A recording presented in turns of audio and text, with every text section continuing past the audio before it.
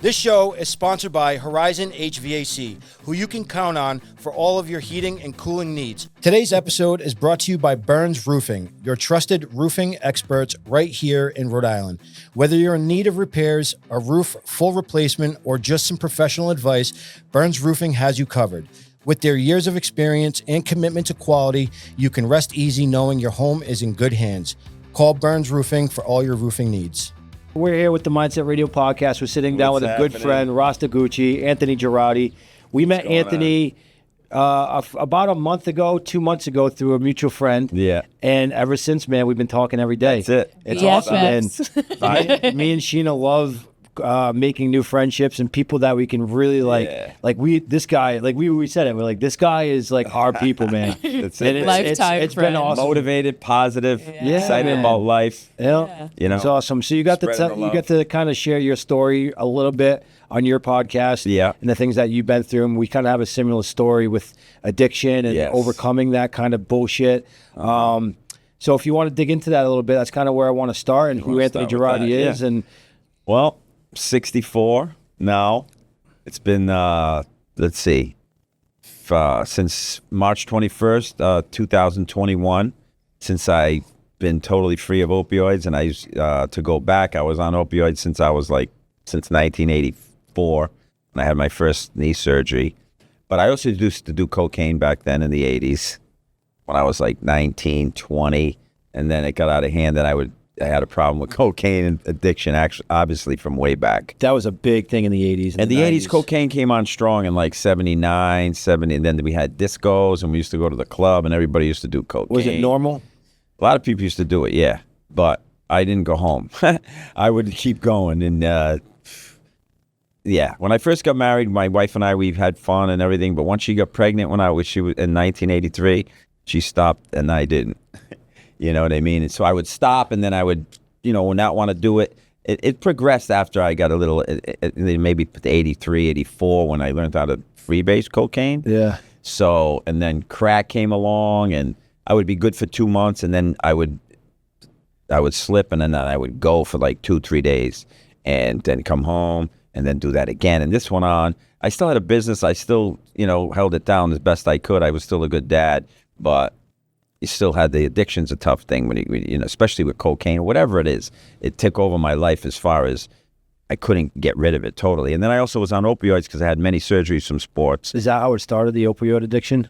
No, the opioids, I had one operation and I took the pills that first time out with Percocets and I was like, wow. I loved the feeling, the high. You know what I mean? And then that was it. What did that feel like? Did you feel like I was floating, man. It was just a feeling of well-being and good. But then that would go away. And then there was so much. Then you had to take them. After you took them for so long, a couple of weeks, then you had to take them because then you felt sick. If you didn't take them, you get dope sick. What was that first time you got sick and you were like, oh no? Like, what was that? That was like, man, that was like back in the day, like 85. Do you remember that day of like I the don't first know day you got the sick? exact day, but I was so many times that I didn't have them and I'd have to go a day without them. I'd be sick and it was like you can't sleep. You kick your feet. You get stomach ache. It's just the cold sweats, the hot sweats, and being angry and being emotionally crazy, because it fucking fucks you up. It makes you need it to get through the day. But back then I could do like a few and just get through the day and whatnot. But then it progressed and with the cocaine and, then it progressed and I quit cocaine in 1999, and cocaine, I smoked 2 packs of cigarettes too back Wow. then. Yeah. I quit that, but I was still on opioids. In 95, I got on methadone when I moved to California. And they said you can take methadone and you can get off these pills. Because I was going to doctors all over the place. Getting I used to take like 25, 30 pills a day. Methadone pills? Back then. No, these were Percocets, Yeah. only regular. They weren't Oxy 30s or What were you anything like getting? that. Were you buying them or you getting No, I was getting prescribed? from doctors. Yeah. Different doctor pharmacy? Yeah, all the way around. Yeah. You go get the Percocets. Just What to year get was through. that?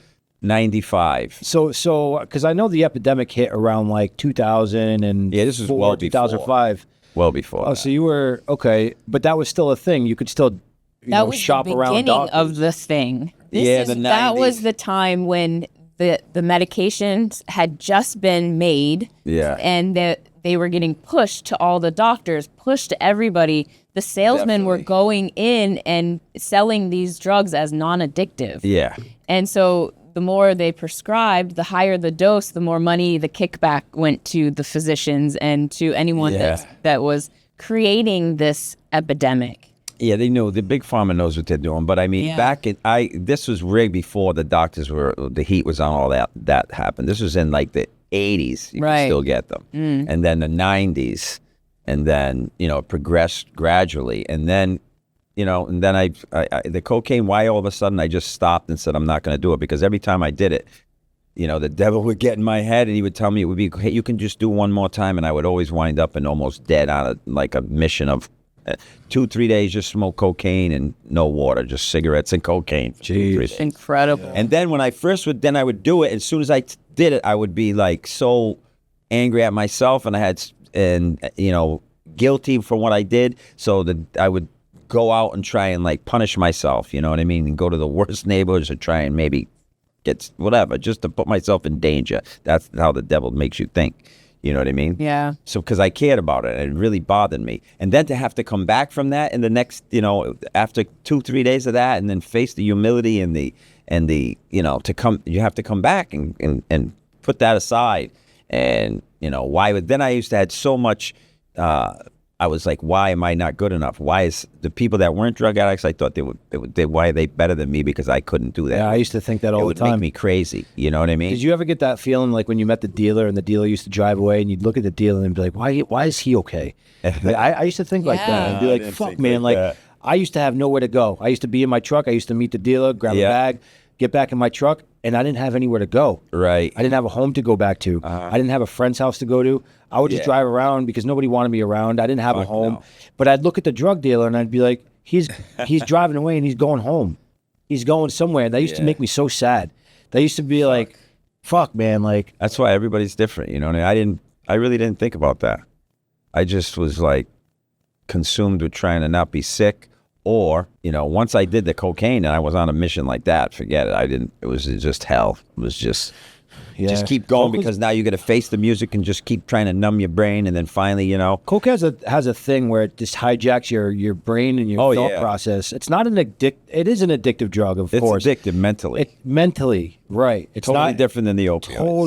Totally different game. So it's interesting when like you have those two, because like the cocaine, you can drop it, but you still have that voice being like, oh, you're tired right now. You got to go just pick it up. It'll pick you up. It'll get you through the day. Yeah, I mean, I couldn't do it like that on a daily basis, cocaine. Yeah. No. Yeah, me neither. I never got into cocaine like that. Here and there I did, but... Yeah, I mean, I started when I was into sports in high school. Sports saved my life, really, because, I played sports all the time, and I loved it. But were you on Adderall as a kid? No. No? Did they have that? Was that a thing? No, back in the 70s, no. That's the 70s when I was a kid, actually. I think they had, the Adderall was out in the 60s and the 50s. Yeah, no, they didn't. They had Speed, Crank. You could do a line of Speed. Yeah. That's the kind of stuff we had back then. A lot of psychedelics, triple microdot, mescaline. It was there was all kinds of stuff, drugs back So how'd you get it? Did you end up getting into heroin? No, heroin I just did a couple of times. I did it for a little bit, maybe when I didn't have coke. When I ran out of pills, I did heroin a couple of times. And then during the 90s when I lived in L.A., I did it a couple of times because, I don't know, the people out there, the older people know John Belushi from Saturday Night Live. And he died from doing speedball. Yeah. So I said, coke and heroin. Let me try that. Yeah. I said, let me try that. And I tried that for like a month. And then I did, that was like in the 90s.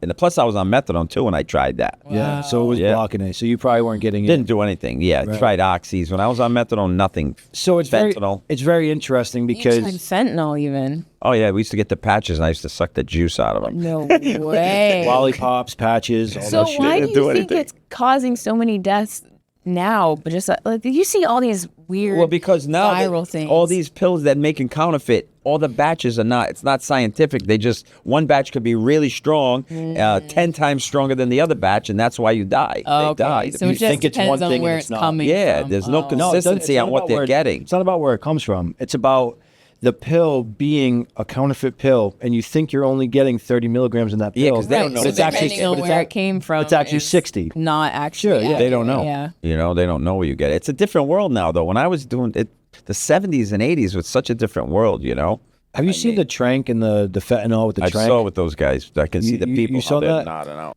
To where I am now, where I was, forget it. It's a whole different ballgame. Yeah. And when I was on the methadone, I tried getting off 3 times. Like after I quit the cocaine, I said, all of a sudden I said it was done. So as far as addiction like that goes, I believe for me, like I knew what was going to happen every time I went on that. Every time I did the cocaine or whatever, I went on, I slipped. I knew how it was not going to be a good thing. But why did I keep going? And then until all of a sudden that one time I said, no, I'm done suffering enough. And I'm not going to do it anymore. So I didn't. And then I quit cigarettes too. But the opioids were a different thing. The methadone was a different thing, man. It made me feel like I was going to die when I couldn't do it. I tried 3 times. Yeah, man. 3 times. It's no joke. Yeah. It's no joke. And then when I finally heard about the Ibogaine, that helped me to get through that initial withdrawal of it, the horror of all that. And it, like I told you guys on the other episode, it resets the receptors in your brain to the point where like when you, and this receptors like a mushroom in your brain. So when it gets traumatized through addiction or through trauma, PTSD, whatever traumatic stress you've had in your life, and this just resets it and gives you it gave me a reset, like to just attack life, and I respected it so much, life, because of what I went through. Yeah. You know what I mean? And so now I'm like, every day is a blessing to me, and it really is. Don't get me wrong, I still get the negative stuff that the devil tries to come into your mind. Absolutely. Just through different ways, he'll come at you, like whatever you're most sensitive to, and most vulnerable things that you think about in your life, that's where he's going to come. And so then it gave me the ability to just attack life, and just through athletics and through whatever. That's why I'm doing podcasts now. I want to do something at 64 that's fun to me, that's means something to me. You know what I mean? If I can get the word out and tell people it's never too late, and that's really what it is. You know what I mean? Mm-hmm. I mean, everybody's situation is different. No one knows what the other person's going through in their mind. You see people, everybody thinks that you see people, wealthy people, or you see someone else, you think they're doing great. You don't know what their life's all about. Right. You don't know what they have to do. So to be judged people like that, most people, that's how they, And I was embarrassed to say, not embarrassed, I was like, oh, I'm going to tell everybody what I've been through. Yeah, and then I accepted it, and now I'm like, I don't have a problem. I'm proud of what I've done. Not proud of being a drug addict and the stupid stuff I've did in the past, but now I'm just proud of what I've overcome and how I'm trying to make my life better now, and spread the love. That's what I'm trying to do. That's what I want to do. Do you think that Ibogaine saved your life? Yeah. It saved your life? God. So basically, it sounds like it's almost like Ibogaine brings you to a near-death experience, because that's it. Almost like, even with let's talk about microneedling. If you microneedle your face, it creates trauma, little holes, punctures in your face and your skin. So your body naturally says, oh my God, we have a boo-boo, and then it heals you. That's where your collagen gets replaced, everything. Right. So if you're doing the Ibogaine and you're almost shutting off all of your bodies, which is where you're having those incredible falling sensations, and you're going through your own levels. Just for me, it was it got me through the withdrawal, and it made me you have to be, it'll get you through, but it's not going to cure you. Right. It gives you the ability to, if you have the passion and desire and the willpower and to change your life, you can. Yes. You know what I mean? At any but age. it's still every day's, it's not a battle of like I told you before, after you did the Ibogaine, once I got past the first 10 days, then I had to learn how to live now every day. Well, it's because of that constant motion of taking something every single day that really mentally messes you up. It's like waking up and you're kind of scrambling to the fact of I don't have to take something today to function, because listen, you did it for what? 27 years. 27 years. 27. 27 years, waking up every single day, taking it, turning over and having to take something to go through your day. That's crazy. So when that goes away, it's like a complete reset. I went through it. It's like, not having to wake up and call somebody right away. Yeah. Try to figure out how I'm going to get my day started. Yeah. But the day never got started, because then once you did meet up with that person, your day was over anyway. You know what I mean? It was always just a constant, I'll do better today, but that day never got better. Yeah.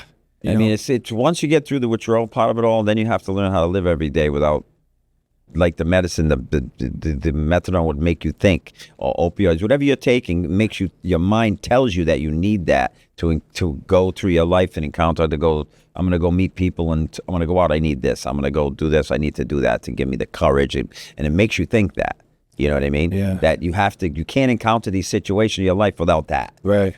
But then you just learn every day. Like I'm still learning today. Every day I try and learn, the day I went in there, I knew I would never take another opioid. I was done. So Whether I did died you know, or I was going to do it. Did you know that before you started the process? Yeah, I knew I made the decision. You made that decision I was before you even started. Scared. Yeah, I didn't know what was going to happen. So what was that process like? Did you do it in a hotel room? Did I did it in a hotel room. I had a shaman guy that was watching over me while I admitted. Like a legit shaman? Really? Yeah. And so that was it. And so it was fucking crazy. How many days was it? I was in the hotel 6 days. So it's 6 days. So every day you dose. Oh yeah, day and night, never slept. So morning and night. So you do you take Ibogaine in the morning, and then I could not throw up. Wow. Anymore. So they keep giving it to you until you throw up. Well, you give it to you to as much as you can handle, Right. Because I didn't eat food I didn't eat food the day prior. It's just you're going through your life through. Everybody has a different experience from it. For me, I was just like I saw the people in my life just swirling like this, and they would come in, and sometimes it would be like a high definition picture, and sometimes it'd be like cloudy faces with more of a dark picture, and just Are these people that you knew? Yeah, my family, my wife, my kids, my sister, my father, my mother, my grandparents. And were they telling you anything, or No, were they they weren't just saying anything. I would just see them and spinning and see them, and I was just in a zone. I can't even explain it. Do you think that's another reality or something else telling you this is what you're fighting for? Yeah, it makes you appreciate life. Like it shows you that how insignificant you really are in comparison to what the world and life is, the gift of it, That's the way I looked at it. And once I was done, I was like, wow. And then, like I told you before, I said I told you what happened to me. I thought I was going to die on the third day, and I was just floating above my bed, and I kept seeing the little blue light, and then I didn't know what to do. And the night before, my daughter told me that because I was scared. You don't know. I didn't know what was going to happen, if the stuff was going to work, because, most of the clinics told me in Mexico that I had to stop taking methadone for 2 weeks. Well, how many milligrams were you on when you started that process? When I finally went in the room, I got down to 85. That's a lot still. I was on 150, but I got down to 85, and I didn't take extra for like 4 months. Now, did you? And I used to take extra. When you started the process, did you go through the sweats? Did you go through the leg kicking? Did you go through any of that? No, I was just ice cold, vibrating above the cold top sweats. Of the bed. None of that. The Ibogaine just makes you. Did you sleep? No. Yeah, because that's one of the things that you can't do when you're going through withdrawals. Especially with Ibogaine, no sleeping. But what the difference between like that type of withdrawal and what he was doing, he didn't have the ability to twitch and feel the pain. He was literally just laying. Because the Ibogaine just makes paralyzed, you cold ice, almost dead, ice cold, and your heart pounds, and you just. Ugh. And you just go and you're thinking about that. It's taking your mind off of what's going on there, and you're thinking about just surviving in life. Just your spirit at that time, not your physical body. Much was. Last time I tried to get off, I was on Xanax for a while. It was really hard to get off. Ibogaine doesn't help Xanax. The only thing, benzos. It does. Okay, so one of the things that was a side effect through getting off of Xanax was I had sleep. I couldn't sleep. Right. I didn't sleep for about 6 days, and I ended up going through this alternate state of reality where I thought I was in a different world. I thought I was in Afghanistan, actually, and that there was a helicopter dropped me in this room, and I heard my grandmother talking to me. It's called sleep apnea. No, it's forget what it's called, but it was like I was tripping because I didn't sleep for 6 days straight. Sleep deprivation. It was something like that. But dude, it was the scariest thing I've ever gone through in my life. Sucks and when you can't sleep. Actually, what happened was I was on the third floor of an apartment on Federal Hill. I thought, now downstairs below me there was this couple, this girl couple that lived downstairs, sweethearts. Yeah. And I looked at them like my sisters and I didn't know them that well, but they reminded me of my sisters. Yeah. And so I would always make sure that they were okay and blah, blah, blah. And when this happened, I thought that somebody was trying to break in downstairs. It was 2:00 in the morning. So I thought people were in the walls. And you were going through the I was going through this Xanax withdrawal, and I didn't sleep for 6 days. So I thought that people, and it was cold out. It was in the middle of the winter, so I thought that people were trying to get into my house for warmth. Wow. And they were in my walls. How long ago was this? This was like 7 years ago, 6 years ago, something like that. You used to take a lot of Xanax? So I used to go through phases where, like, if I had them, right, I would buy like 30, 40 of them, and I would take 10 a day. And I would just go and go and go and go. Yeah, I would sleep all day. I was wicked depressed. That was my thing. Don't do it for you. Yeah. Do it to you. But there was a point in time where there was like an unlimited supply of them. I had it all the time. So I took them for like a few months straight, and it was at a wicked high dose. And then all of a sudden I ran out, and I didn't have any. And you can't do that. You're supposed to go lower and lower and lower. And dude, it hit me like a ton of bricks. I remember being in the shower, and I thought that I was a football player, and I thought I was missing the Super Bowl. And I was like, shit, I got to get to the game. It's nuts. So I got to get to the game. And I'm like, I'm trying to get ready, and like I'm calling my boys like, dude, can you bring me to the football game? And they're like, what are you talking about, Mike? So anyway, that night, I thought that people were in the walls, and I heard a noise downstairs, which I thought was somebody falling through the wall to try to attack them. So I ran downstairs, banging on the door at 2:00 in the morning. They come to the door. They're like, "What's wrong?" And I'm like, "I'm looking at the house. I'm like, somebody's in the house." Fuck. And they're like, "Mike, nobody's here." And I'm freaking out. I'm like, I can't even talk. I'm so worked up. So she kind of calmed me down a little bit. She brought me upstairs, and super nice. I mean, she couldn't have been more cool about the situation. They did call the police because they were probably scared shit because they thought I had guns upstairs and stuff. Shit. So they didn't want to, you know what I mean? They asked if I had guns, and I said yes. So were you doing the Xanax with the heroin or whatever? Yeah. Yep. Fuck. Yeah. Xanax. Which kind of seems like one's a downer, one's an up. They're both downers. Yeah. Oh, they're both downers. I should have died. There's been so many times where I woke up face down on the floor and I had no idea how I got there. Right. But so anyway, that night, the cops came to my house. Wow. They opened up the door and they walked right in. And I remember this monster of a guy. They start going through my stuff, and I had a bag of pills on my counter table. I had shit everywhere. Crazy. But they were super nice, man. They could tell that I was. You were in your 20s? I needed help. It was in my early 30s. And it's yeah, something like that. How old are you now? I'm 38, so I was probably like 32 or something like that. Cool. So it's not long ago. No. So they were super cool about it. They ended up bringing me to the hospital. And when I got to the hospital, that's when it just got way worse. Yeah. They did something. Maybe they didn't. I don't know. But I thought they put a big needle in my leg, and I started freaking out, man. That's when I thought I was in Afghanistan, and they were trying to trap me. And so then I woke up 6 days do the later. heroin, and the heroin didn't help when you weren't on the. They still got withdrawal, even though heroin without the Xanax? Yeah, you would think that by doing that it would calm that down. No, it didn't do anything. Fuck. I never got the Xanax. I took them on a plane or something. You go to sleep, but I don't like being that feeling. No, I don't like being like this. I got to the point where it's like I was so depressed, and I didn't have any friends. I didn't have much family. They'll do it for you because they block you, make you numb your brain. I just stayed inside. You don't really know what's I stayed going inside. on. Nobody, and it got to the point where it's just like I kind of wanted to block everything out. Yeah. I just was so. I was so upset with myself because I knew the potential that I had in life, and I knew I was wasting it. I knew I was letting all my friends down, all my family down. Yeah, I was letting my son down. Mainly. I didn't care about myself. But you have to care. That's the thing. You have to care about yourself. So then you can be in the right frame of mind and the right, attitude and everything to. That's when everything changed. When everything changed in my life is when I sat down and I told myself it's time to think about myself. That's it. I made a pact to myself. That you got to love yourself, or else no one else is going to love you. That I would fix myself, and that was my aha moment to where I stopped everything. And well, you got it at a young age. That's good. Yeah.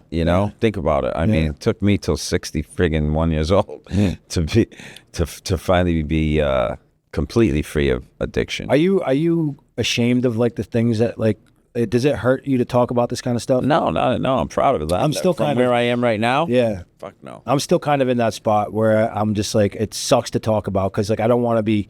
Yeah, like, you know looked what? at like that, you know. Yeah, but, look at wife. The people who's looking at you, the people that look at you, let them look in the mirror and be honest with themselves. True. Everybody who's got something to say about somebody else has always got something going on worse in their life that they can't handle. They like to talk about other people to make themselves feel better for the things that they do wrong in their life. You know what I mean? For their shortcomings, for their not being as cool as you or as good as you or as whatever. Yeah. You know what I mean? But yeah. You can't really worry about it. I used to have regret. It's a natural thing to have regrets about life, and everybody will tell you can't have regrets, but you just have to process them properly and move forward, bro. Because that's all you have is today, really. It's so many, it's such obvious things that you say today. Tomorrow's another day. It's all about today. But One day at a time. It's so powerful at the That's same time. One day at a time. It is really this. You wake up and the same shit's gonna hit you. For me, it hits me at about 5 a.m. when I wake up, 5:30. A few things will come in, or I'll try and worry, and then I say, "Fuck it, what am I gonna worry about? Just get up, go, and move through it." And what makes me that gives me the best high is when the gym makes it for me, really. But the high that I get is when my mind, if I'm in pain or my mind's telling me not to go, and it always happens. It'll try and come in, and I'll like I said, the devil comes at me every day, and I rip his throat out, and he comes back the next day all nice and ready again. I have to do the same thing. The high I get from not giving into the negativity and pushing through it when I really don't want to, it's well worth it. I love it. Yeah, I have to do it. You know what it's like when you do stuff. That's a lot of, and I see people I work out with them all the time. They give up so easy, but it's about what you're going to do for you, and that's what I was just telling my kids that on the way up here. It's like, they found it funny that today at the gym I was getting my ass kicked. And, I mean, listen, I haven't trained. That's all right. I haven't trained in At least years. You're doing it. I'm fighting a professional MMA fighter who's been training for the last 20 years. The last time I went there, I was wrestling an all-state wrestler, and I was getting fucked up. I was getting my ass kicked, and they're all laughing. Oh, I've never seen you, blah, blah. And I said, yeah, but guess what? Right. I got back up and I kept going. That's the best way. Because I'm trying to teach them that mentality is so important that when you fall, you got to get back up. You got to get up. Because there's no way you're going to get better if you do not take that ass kicking. There's no way. There's no way. That's part of the process. That's part of the process. You got to just keep you got to take chances, man. You can't be afraid. Fear comes at you. Everybody has fear, but it's how you manage that fear. When you're doing something you're not familiar with or something new, and you overcome that fear and do it. You know what I mean? Take the chance. If you don't do it, it's so obvious. Like if you don't take chances in life, you're going to just stay consistent, and you're not going to really achieve anything that it's easy to stay comfortable. You know what I mean? Yeah. People get comfortable so many times because it's scary to try something new. Oh, what if I fail? That's a natural feeling to always have. What if I fail at something? You know what I mean? And in science, we also want to do least resistance. Our bodies are made to go to that least resistance, which is comfortable, but it's actually the worst for us. Yeah. And fear is false evidence appearing real. So once you get past that feeling of, oh, I can't do this, which is fear, then you see that was just all false in your mind, and you got to just try forward. You got to try it. I've always tried it. Yeah. I've always taken the chance. Do you think addiction throughout your life has given you tools that make you a better person today? I mean, yeah. I mean, I'm more grateful from what I've overcome. And it makes me feel stronger that I know that I can overcome stuff if I really want to in my mind. It's given me confidence, actually. Yeah. Confidence and knowledge about what not to do. And, at my age, being, it's not like I've been through it, a lot of it. And I've overcome, most of it, all of it now, And now it's just, it would have been nice that I didn't have that, because I can never really, all through those years, I was successful, but I was never successful where I could be. I can never really achieve my true potential in life because I was always addicted, and it took away my discipline. It took away consistency. Discipline's huge. It takes away, it takes away inspiration. It takes away motivation. That's the way I look at it. Those two words right there are probably my favorite words. Is discipline and consistency. Yeah. And you're so right. When you are addicted, there is none of that. You have spurts of it. I had spurts of it. I would go walk 8 miles a couple of days a week, but I was never, and then I would eat shitty. What's your diet look like right now? My diet's pretty cool, man. I'll do like I said, I do the cachava. Every day I'll do a couple of bananas. What's that, a mushroom, the cachava? No, it's a 85 superfoods and nutrients. It's got berry extracts. It's got mushroom extracts. It's got vegetable extracts. It's got probiotics. It's got protein. It's got all vitamins too with that. I love it. I've been on it since 2021. Nice. Yeah. Hey, what's that say, babe? It's like a meal replacement. It's pretty fire. Delicious right there. Look at all that stuff. You're not going to get that. I love the shapes, the colors. It's got everything all in that it. is satisfying. Yeah. And I do one of those a day. And then, of course, I'll eat. I just cut out all processed bullshit. I don't eat processed anything. As you know what's going on. And now, finally, they're going to start changing. Thank like, God. Yeah. you see this, I forget the girl's name, but she's on Instagram and she talks and she was showing comparisons about how the food here, like a box of Fruit Loops in the United States, is colored with red dye, blue dye, all that horrible stuff. And then in Canada and Europe, they use carrots, beets for the color. They don't use any of that in there. It's not allowed. There's like over 100 and something chemicals or whatever additives that are in our food that are not in. They're not allowed to use in Europe and in Canada. Yeah. All kinds. Gatorade. It's colored here with the red dyes and the blue dyes and whatnot. And over there, they use, like I said, coloring through carrots, beets, and stuff through vegetables. Which is causing ADHD in our children. I mean, it's causing probably There's a so lot of much different bad things. A lot of different things. I just don't understand, what I know that the end result is profit, right? It's probably the cheapest to produce. It's cheaper. It's much cheaper than it is to produce the other way. Yeah. You know what I mean? And it's all about money, and it's all about, I don't know. But at some point, somebody's got to be held responsible for the damage that it has done. Well, now they're going to start changing everything. Now that we got a good administration in there, that actually cares about the people, and they're going to change. The whole food industry is going to be changed. Yeah, I'm excited about this. I'm really looking forward to seeing what they do. It's going to be exciting, because and the food thing is just, like I said, I cut out all that. I don't need any, no more processed foods, no more bags of garbage and, all those Dorito, all that shit. I don't need any of that shit. I don't drink any soda. I don't drink any stuff like that, which is the people are drinking nonstop. Coca-Cola is so bad for you. Coca-Cola, all that stuff. It's poison in a bottle. Dirty pennies. Poison in a bottle. Yeah. Same thing with all these fast food places. McDonald's, Burger King, Chick-fil-A, on and on and on. It's all pure toxic garbage that they sell you. It really is. I mean, and so many people go and go there quick, pull up. It's horrible The food. convenience. And you can tell. You ever seen a Chick-fil-A drive-thru? Going by a Chick-fil-A drive-thru.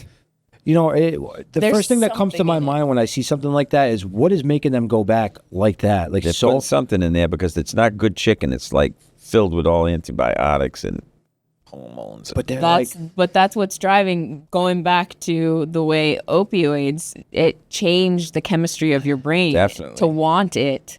So there's something in Chick-fil-A to me because I love it too. I'm convinced that there is. You gotta just want to be healthy and think, have the attitude that you gotta watch what you're eating nowadays. Yeah, I want you to talk about how you got to that position. So Ash, pull up his Instagram really quick. It's Rastagucci. Oh no, it's just Anthony Geradi, right? Anthony_Rastagucci. Anthony_Rastagucci, and I want to look at the before and after, and I want you to tell everybody how you got from where that was to where you are now. Which one? Go down. Scroll down some more. There you go. All right, let's watch this. Me and Rasta Gucci here. I want to tell you about how I changed my life. How I went from 242 there you pounds go. on 200 milligrams of Look at that guy. Wow, you look different. So it was 15 years ago.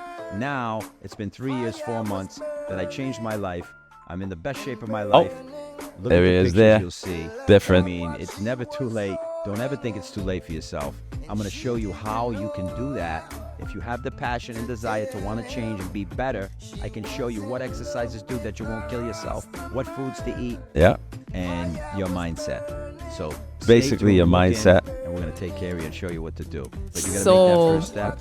Don't give up. And I just want everybody Where to do I know, sign I just up? want everybody to understand that you're 64 years old. Yeah. There is no excuse. There's no excuse for anybody to say, I feel like shit, I'm too old. No. There's no excuse. I So see guys talk in the about gym. the process. On The how you got process there. was once I did the Ibogaine, and then I just dove into going to the gym, and I was just motivated, man. I just wanted to see how, do the best I can every day. Respect the gift, you know what I mean? So I started walking. I started working out in the gym. I started eating healthier. I cut out all the sweets that I used to have before on the methadone. I used to eat sweets. Oh, it gives you a sweet tooth like crazy. Boxes of cereal. Yeah.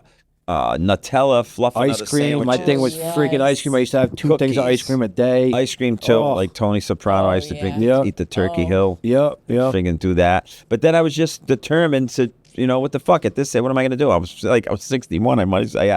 I had to do something. But when you saw that picture was from 2010, I think, 9, the fat one. And then I got on the Tony Robbins, and I was doing the workout at home, and I got down. Tony Robbins workout? I did that way back one. Yeah, he had back in 2010. He came on strong. He used to do. It was a good workout. Anyway, so I got down. I guess I got down to. I lost I was 242 there. I probably lost 30 pounds. I got to like 210ish, 220ish, 210, and then I stayed there for a while.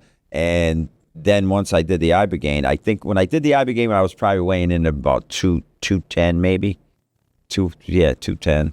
And then I just started walking. I started eating good food. And I worked out every possible day I could, cardio and weights. And then I kept going and doing that over and over. And then gradually you could see it takes, you can't get overwhelmed you can't get overwhelmed with saying, oh, I want to lose 40 pounds. I want to lose 30 pounds. I want to lose 20 pounds. You got to just every day, just today, you can do the best you can to not eat any poison food and to work out the best you can. Yeah. And that's what I did. And then just got better and better because as you start going, you start seeing the results and it gets you motivated. For me, it made me motivated, And I'm like, I want to get younger by the day. I'm getting fucked. How many days do I have left? That's the way my mentality, my attitude is. I'm 64. What do I got to lose? I got so many more days behind than I do in front.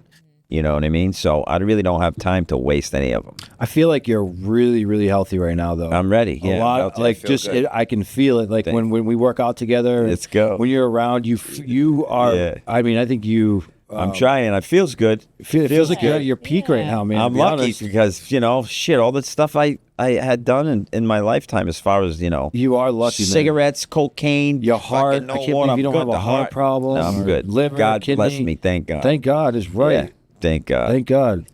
So that's why that's all we can do.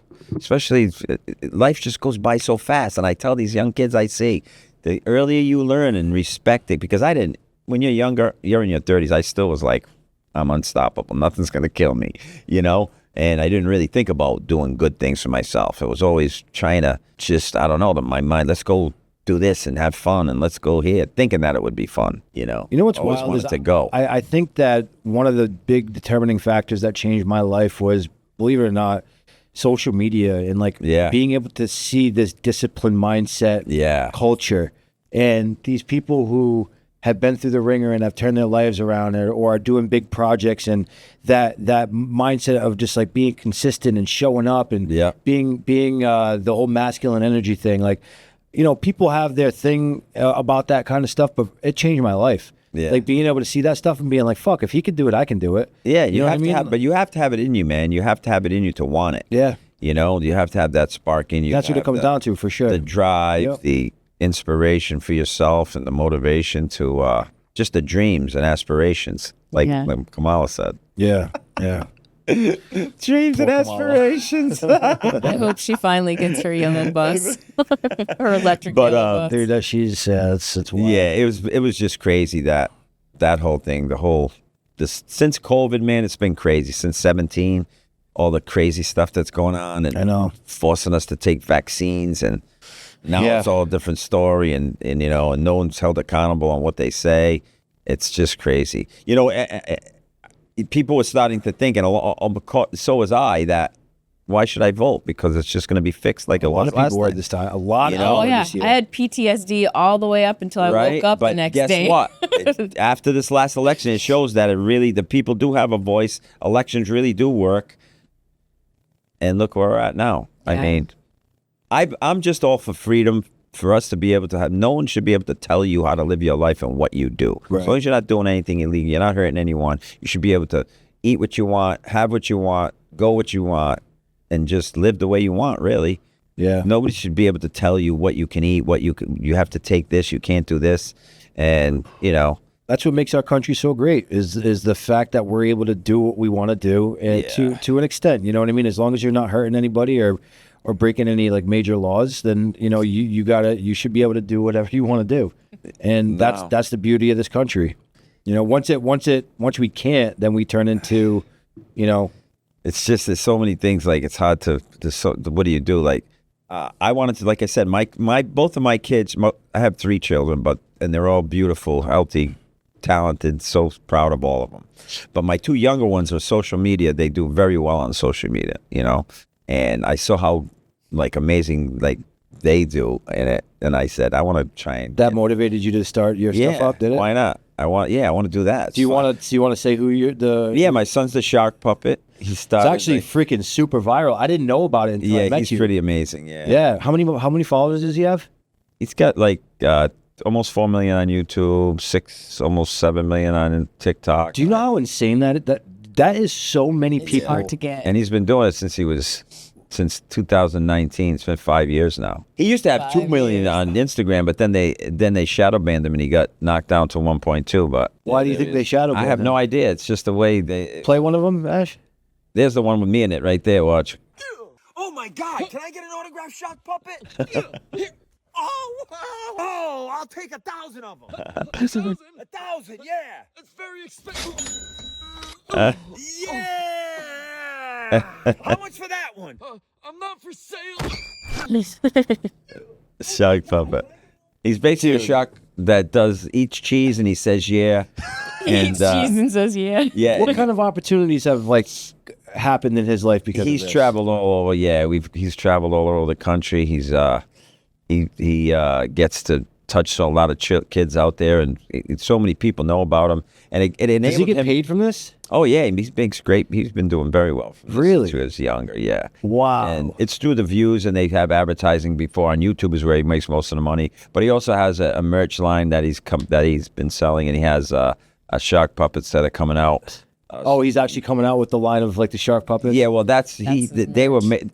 Schilling was a company that made the shark puppet when he first bought the puppet at Mystic Aquarium. He bought the puppet. That's how the first video started. And they have a lot of puppets. I don't know how many they have, but he made them the #1 seller in their company for the last 5 years. Imagine that. Shark Social puppet. media is so crazy, man. That's You know? incredible. Did he? What was his first video? What did he do for his first did 2 video? videos with Logan Paul. He's done videos with a lot of famous rappers and stuff. Yeah. His first video was way back. He went to Mystic Pizza and said, "Yeah," in the back of Mystic Pizza. And he then got like that went off. 10,000 views. So that went off, and then he just kept going. And then he with it. just, in a matter of no time, he started really getting popular fast. Because he's the only shark puppet in the whole world. People try and copy him, but he's the one and only. funny. To take a puppet that anybody could buy and then to turn that into something Into that a he brand. turned it into. He turned it into a brand. And, it's just the way he does it. The yeah. And then he's got a scream that he does. I mean, one of his videos, if you go to the one, it's got like, I don't know, 100 million views in the last 4 years. All right, let's take a quick commercial break to bring you our sponsor, Burns Roofing. I've been personal friends with Eric for over 20 years. He's an incredible stand-up businessman. And if you ever need anything regarding roofing in Rhode Island and Massachusetts, give them a call. They do honest, hard work, and he is my go-to whenever I need anything in roofing needs. Is that the Apple Vision Pro? Wow. How much? 4,000. 4,000? I got that. There you go. Try it on. Oh, yeah. Uh-oh. Just keep playing. I'm trying. He's robbing you. Yeah, he's going to rob me. The thing's a Wait a counterfeit. minute. This is fake. I'm not here with that money. Just stuff like that. How does he come up with these Fun way ideas? to bond. He does it every time.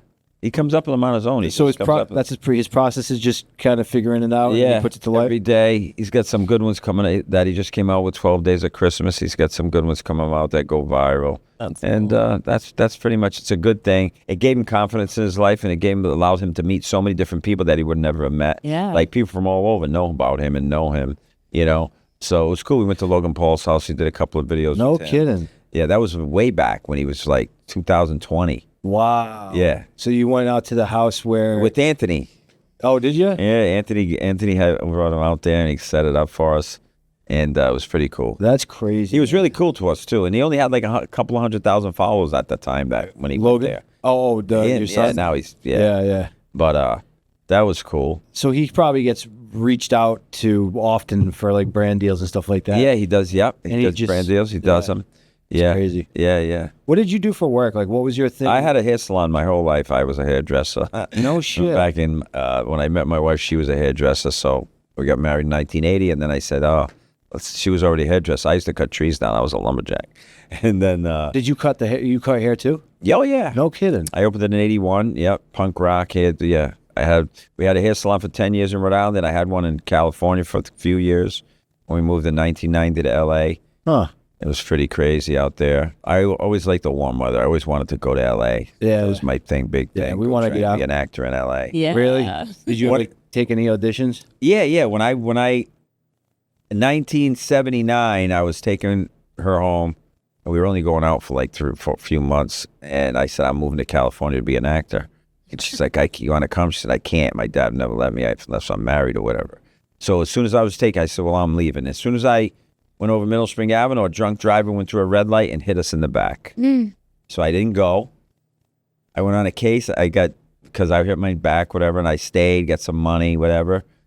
And then I got married 5 months later. Wow. And that was 45 years ago. Yeah. So, and then I moved it finally. Then we finally moved in 1990. I sold the salon and we moved out there. And my daughter's a singer. My oldest one, she said she was a singer and she had a couple of record deals back then. No kidding. Yeah. Oh, yeah, How old is she? She's 24 right now? No, that one's 42. This was 1980, let's see. 89, she was 8, and we went to, she won the she did pageants, singing and stuff. She loved it. And she won Little Miss America in LA at the Century Plaza. Wow. I'll never forget it. And she won the beauty, and then she won the talent too. Yeah. And she got an 8. The agents came around, and so I sold everything and moved out there in 1990. That's sick, dude. But I was still a little crazy. I still would disappear. You found, yeah. Fuck, you know. There's no such thing as geographical. No, it didn't work out. Yeah. But I stayed there 10 years. We were there for the riots. 1991, the riots. In L.A.? Oh, yeah, the Rodney King, the riots. I was there for the biggest earthquake of my life, Northridge quake in 1994. No kidding. Yeah, I got home. I'll never forget it. I went to Candlestick Park for the weekend to watch the last LT and Phil Simms' last game, Giants against San Fran. 84? This was 84? 94. 94. And then the night I got home that night, and I was on Percocet. So I took so many Percocet with me. I ate them all, and I came up a day short now. The day Sunday, I did them all Saturday, Friday, Saturday. There's no saving them. Sunday there's no morning, such thing I'm as sick saving them. now, and we got to come home. Yeah. We get home. Finally, I get home. I'm on the plane. I'm sick. I can't sleep. And I go find, my friend had some, and he got them for me. 4:30 in the morning, earthquake hits. I'm in the bed, and I think that the devil's coming. My bed was bouncing this high off the ground. Wow. Never been through an earthquake before. Yeah, so I'm trying to get to my daughter slept on the couch, so I'm trying to stumble to get to her. The lamp fell and almost hit her in the head, landed right by the side of the couch. And and then I thought I cut my foot open because I kicked this little metal heat thing on the floor, and then I kicked a cup, and I fell down. I was wet. I said, I think my foot split wide open. Oh, God. So finally, everybody was in the street at 4:30 because it was nuts in their robes, 4:30 in the morning. And then, I made it through that. How long that did was that last crazy. for? That was like over a minute, dude. Jeez. Yeah. Of like and bad, then there was bad shaking? 6.9. Jeez. Yeah, I never saw anything like it. And then there was so many aftershocks. I got caught in an elevator at going to get Percocet at Dr. Herb Weishinger. Say his name out loud. Mm-hmm. I went to his I went to his place to get the Percocet. This was on Santa Monica Boulevard in West Hollywood. Boom! I get stuck in the elevator No. during a fucking No aftershock. perks on you either. No, I had the prescription. I'm on my way no down. good. No good. No good. On my way down. Pharmacy was downstairs. I started freaking out. People in there. I was going nuts. I was ready to go to get out the top. Yeah. And the people finally and then it finally opened and I got out. Right So we to the made it through pharmacy. that. And then we were there for the OJ. It was crazy living there through OJ That was thing. 94, right? 94, all that shit. lot happened in that Also, fucking year in the 90s, California. also the Menendez trials was Yeah. going Oh, on then, yeah, which is just making a learned big about thing about them. right now. They're going to let them out, apparently. Did you see that documentary on Netflix? Yeah. That was directed really well. I That just happened found right out. when I was there. I was Yeah. right there through the whole. But I also just found out that they aren't too happy with the way it was produced. That there's a lot of things that didn't happen that were in the show. And of course, it's Hollywood. You got to make a show. You're trying to entertain people. And they've been rewriting their own story for the last 20 years Yeah, too. you know, So that's crazy. Maybe how it was predicted was more based on, or how it was directed was more based on facts that had been whole written shit is down. Crazy. Imagine that. Imagine getting so badly abused that you take a shotgun, you walk to the front door of your parents' house, you look right at them, and you shoot blow them them. away. I mean, Imagine that's the being able story. to Who do knows that. if it's real? Yeah. Oh, I mean, who knows? it's real up to that point. No, I don't know who what knows happened what this, if, they came up with it just to get away with it, Right, maybe. right, But you never right. know. Like, Right, but they the get abuse some part. validation with it because someone in their family's Yeah, confirming their cousin. Their, saying that it was true. yeah, I don't know. Oh, recently? Yeah. Some of the details throughout that documentary sounded very much like child abuse without Yeah. somebody that Could be. It's just those keywords that seemed like it could be. I just feel like they probably were actually assaulted because it goes down the family line. The father was abused by the mother, it showed. Yeah. And we don't know if that's fact or not, but Could be. I would want to blow somebody's face off with a shotgun Oh, if they close did up that to if me, they did that. forget it. That's just not a normal thing Or to my do brother. for your If parents. they did it to my brother. Or Oh, Yeah. definitely. Yeah, absolutely. And they tolerated it for 18 plus years of their lives. And it Yeah. wasn't just normal That's like crazy. rape. They were The stuff he was abused saying on was top of the rape. crazy. Yeah. So If your yeah, dad's doing that to absolutely. you, man. I feel like they've if that's what truly happened, they've served their time. They've had time to think about it, obviously, in these little tiny cages. If that really happened, then yeah, they should be able to. I mean, parents, it's father, it's tough. I believe that if a father's there for you, like, you're gonna be good. If your father's there for you, he loves you and he gives you, unconditional love, and he tries to be there for you and show you stuff, spend time with you, quality time. Like, my dad didn't do that. Yeah. Everybody's got a worse situation. You know what I'm saying? Yeah. I grew up in a nice middle class, good family, but my dad was never there. You know what I Were mean? your parents together? No, they got divorced when I was like 12, and I got an ulcer at the time. I was really fucked up by it. But Stress and it just stressed me out. I was the oldest. I don't know. I always was I always did good in sports. Because I wanted him to try and come. Like, he would come to a game once in a while, and I would like kill it. Yeah. You know what I mean? But that affected me in my lifetime for why maybe I was an addict. You know what I'm saying? From the emotional trauma that I got through that. And everybody's, a lot of people, everybody's got a worse situation than you, but it's not about comparing who's got a worse life. You could have a great life and still be a drug addict. You could come from a bad family and be a drug addict. You can come from a bad family and prosper and be successful and be great, But over the years, I didn't know why, So I was always trying to escape and whatever. I don't know what it was, but it, yeah. Now that I'm older now, and I just, I would never, like I don't know, I told you on day 18, after I did the Ibogaine, I was having a horrible day. And I was doing psilocybin, talk about that, how that helped me through. I think psilocybin's a great thing. Yes. It gave me energy, because after the Ibogaine, I did that, I didn't have any energy. It sucked everything out of me, all the energy. Like, Well, you don't have energy for the first month or two after getting off that shit Ibogaine's anyway. a protagonist. Yeah, I mean, I was fucked up, but it made all your senses a turn, because the methadone masks a lot of your emotions and your senses. You know what I mean? It doesn't make you feel as like you really should feel. Once I get done, I was feeling like Even the smells, dude. Like, smell. I could smell. I Yeah, could hear. man. Remember I told you the that? colors look better. yeah. It's like, when you do the Ibogaine, it's like you did. It's like now when you, like, I smoked weed, it was like the first time I smoked weed. You know what I mean? Makes it more magnified. Like when you do it, your emotions are, say this is the middle of all your stuff. After you quit, it doesn't make, you don't just go back to level. You go way past level to the other side. And then you gradually got to come back down. I had so much energy. I was like, wow, I could. What do you mean that other side? You're going to get back to not being so, like, go from being lethargic or masking your emotions and stuff. Then once you get off the Ibogaine, once you get off the methadone and everything, now it doesn't bring you back to level. You go, now you're maxed out on everything. And it has on to the get, spectrum. of all the emotion, excitement, wanting stuff, whatever. Yeah. You know, hearing, seeing, eating, everything. Just you're feeling everything a lot more than you should.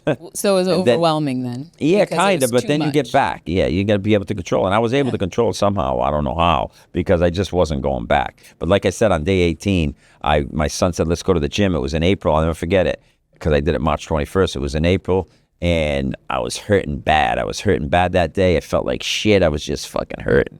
And then I reached he goes, I had to put a jacket on. It was rainy and miserable out. And I reached in, and I found like a whole 100 milligrams of that methadone, and I found another 15 methadone pills. That's 150. Oh, no. And for a second there, I said, wow, I could feel good in a second. I know. But then everything's fucked. Everything will be ruined. I'll ruin everything. And then I called my son. I could have sold it for like $500, but I brought my son, and I said, look at this ant. Look what I found. And I flushed the shit down the toilet.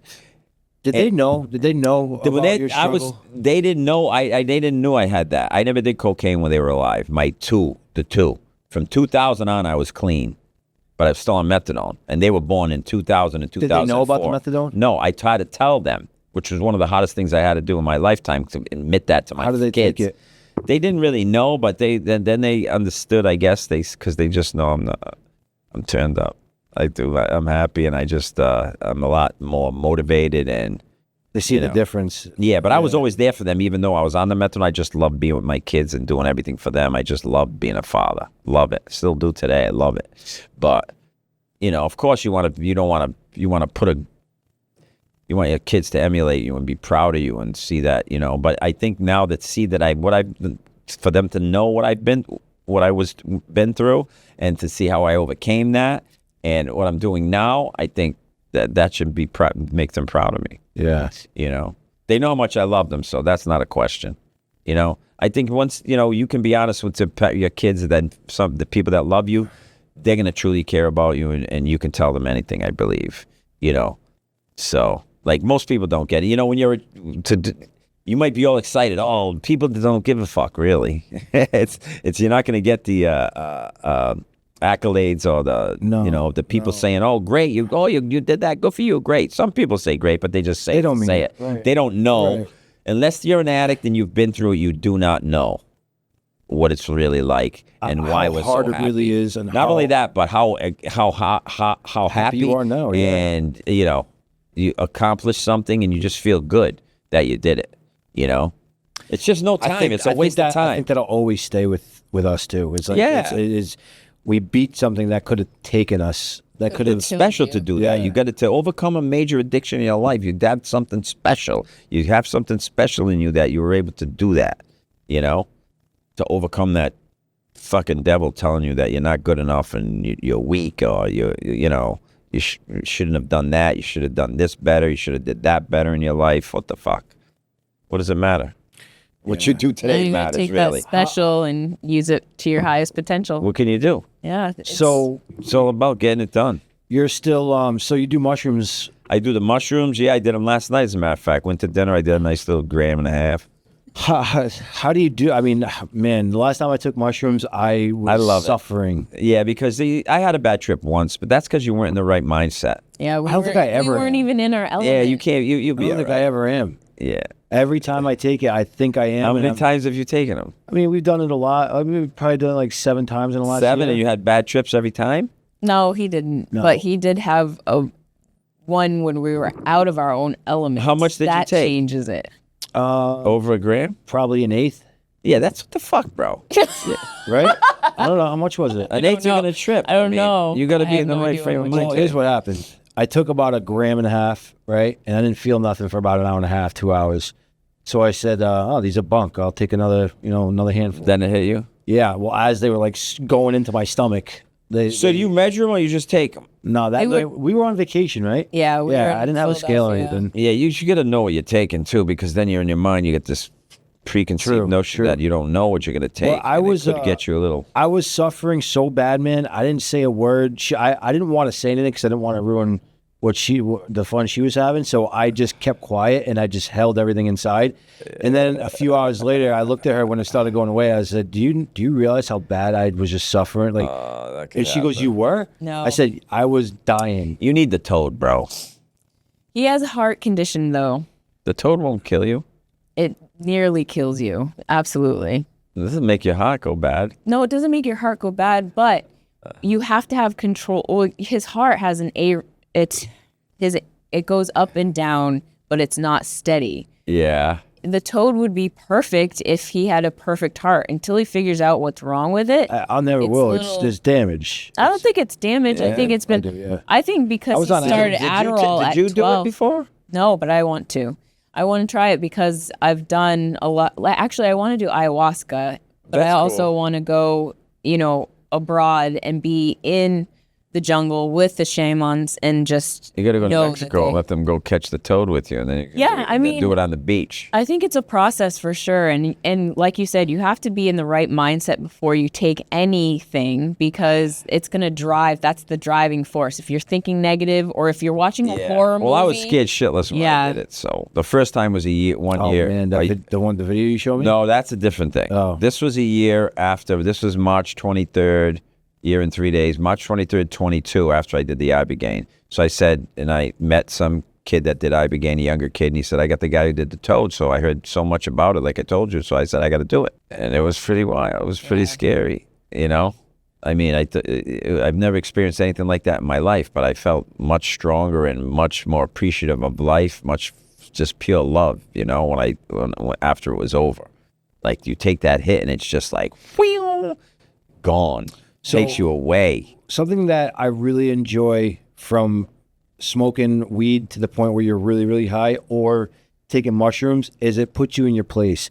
It tells you the things that you need to hear. So the other night I got super high from that edible that you gave us from the chocolate. Brownie. Did you do the whole one? No, I ate like half. Half the chocolate. I did plus I did a half a chocolate last night too with the thing. Yeah. Wow. So dude, listen, I was so high it was uncomfortable, and I kept saying to her, that could happen. I hate this shit, man. I hate this, but I'm so appreciative that it happened because I stopped everything.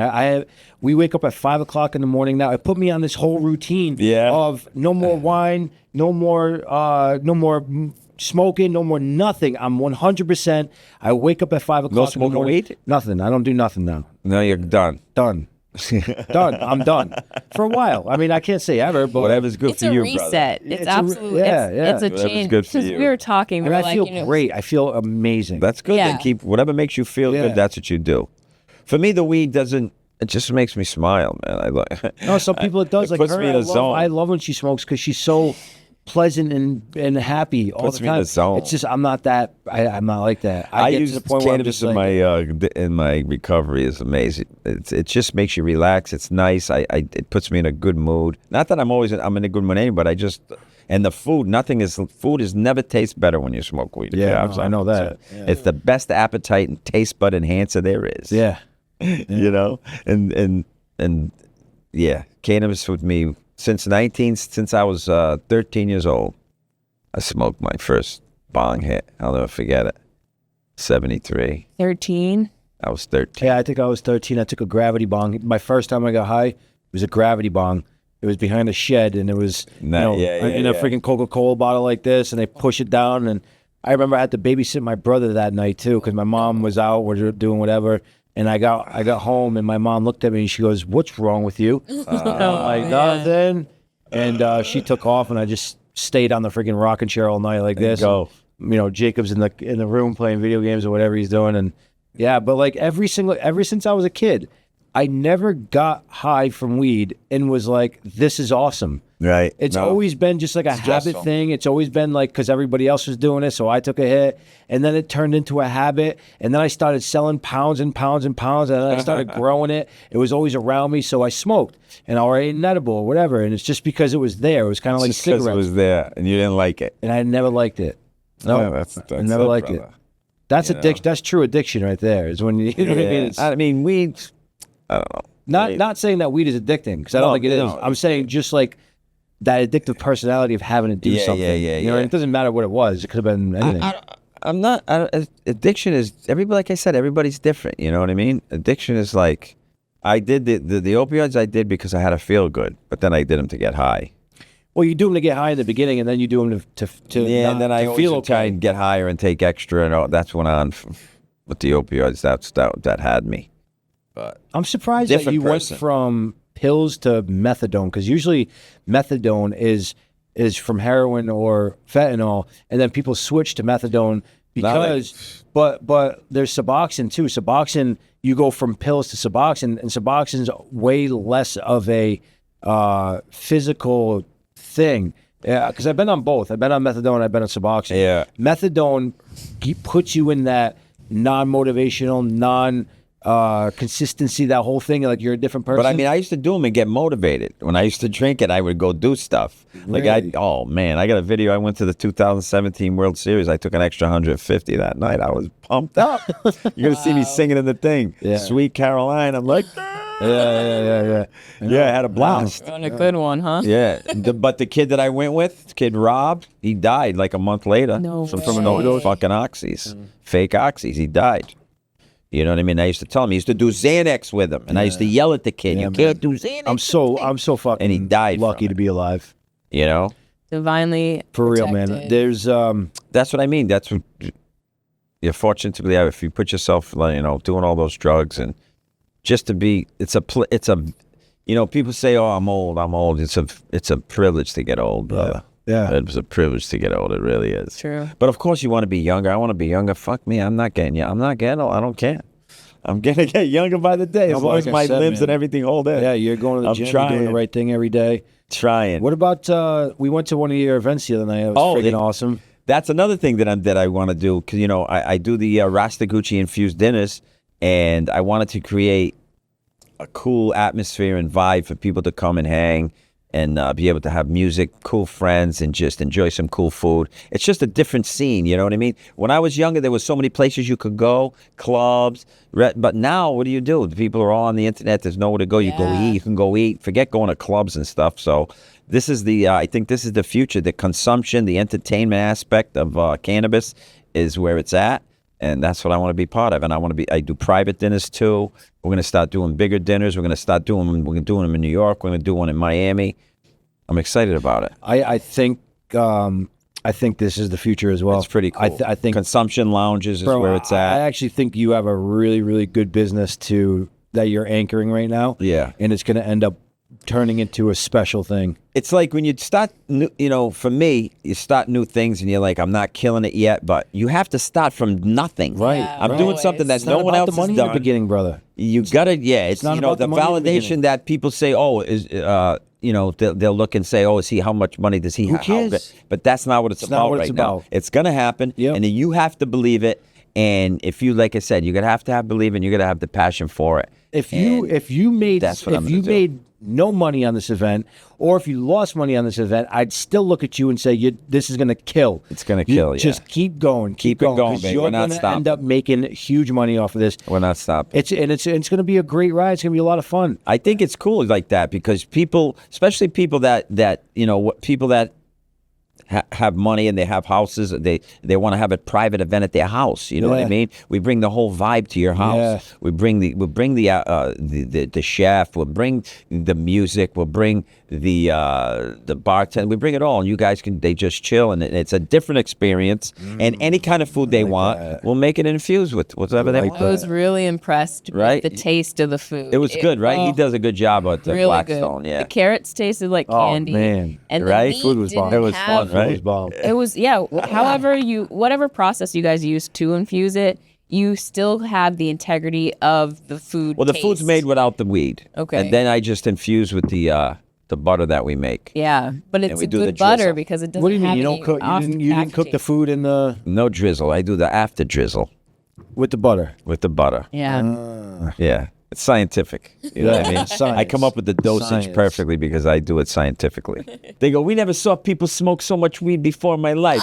Because most of the people that come there, they just start lighting them up when they sit down and at the table. They just want to smoke. Oh, the guys on the side of us were just smoking one after another, one after another. And you know what's great about weed events, though? There's never a problem. Everybody's happy. Yeah. Everybody gets along great. No one's fighting. Nobody, you know, I mean, there are people we were having drinks too, but it's not the same. You know what I mean? Yeah. It's just, you know. No, I mean, even the drinks, I took freaking one sip and I was like, it's just not, well, we weren't there for that. It was something different. It's different. Yeah. It's fun. It's like, that's what it's all about. Trying to have a good time, enjoy your life, smile, spread the love. So where have do you fun see with this other business people. going? I want to do, I think it can be good, like the private aspect of the dinner stuff, it all is really killer. And then doing it at the different restaurants and just, you know, having that whole Rastagucci vibe going on and bringing it to different people at different places. Yeah. You How know? many times a week you go to the gym? I go to, this week I went 5 times. Take 5 2 rest times. days? Yeah, I did Monday through Thursday. They took off yesterday and I went today and I'll take off tomorrow. Yeah, we went to the gym with him last week. And That was good. You guys killed it. The push-up routine It's you got tough. is nice. It's tough. I got another kid on there. I My got him freaking doing it. my chest was They're sore as good. hell They're the next tough. day. Yeah. Today I had to do it, and I knew. I said, "Oh, it's gonna fucking like." Before you start that, for me, I cannot not do 1 rep. I can't. 200 reps total, right? 40, 40. 5 sets of 40 on top of the weights. Like, Yeah. And the first one, I was dead. I knew after the first set, but then you just push it and keep going. Then once it's done, I'm like, yeah, it feels great. Do you do? Oh yeah, you do Knee abs. ups. Yeah. I do the ab thing. I do it. I just like to mix it up. Yeah. Mix it up. I like to do the sled. Push the sled. You know, it's just like keep it moving, baby. I don't believe. You know, I like to mix. I like be. I mix different body parts. I like to do a whole body kind of thing sometimes, but not legs. Legs I'll do in one day separate, but like I do knee ups like you did, or we can do lunges and stuff like that. I like to mix in a little yoga. I love playing sports. I go bowling. I love bowling on mushrooms. Right in. Dial you right in. So We're going to take you to the show. You come with me. Do you You'll be take fine. mushrooms like A couple of 3 times a week. really that much? Yeah. And you take a gram and a half? Gram and a half, a gram. When I first did the Ibogaine, What I does was it do living in for LA. you? I Does used it to do make- 5 grams. What does it do for you when you take that gram? Nice. Just gives you a little senses are enhanced a little bit. Gives you that Like, little can you energy. take it and then just go on with your day?